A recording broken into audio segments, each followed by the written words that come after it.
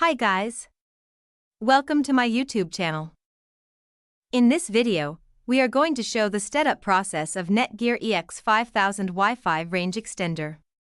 This is an AC1200 series extender which provides up to 1200 megabits per second speed.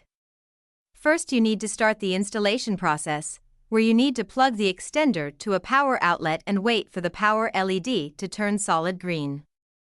After installation, you can log into the extender to view or change the extender's settings. Let's start the setup process.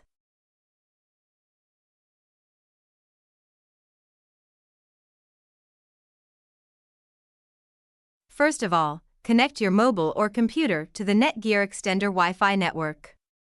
Then, launch a web browser from a computer or mobile device that is connected to your extender network. Now, log in to your NETGEAR EX5000 extender admin page. To log in, simply type mywifi.ext.net or default IP address in the web address bar. Here, enter your admin email and password and click the Login button. Now, you will be redirected to the NETGEAR Installation Assistant page. Here you need to choose the wireless network which you want to extend. You need to type the Wi-Fi password for a secure connection. Save all the settings. Now check the router LED on your Wi-Fi extender.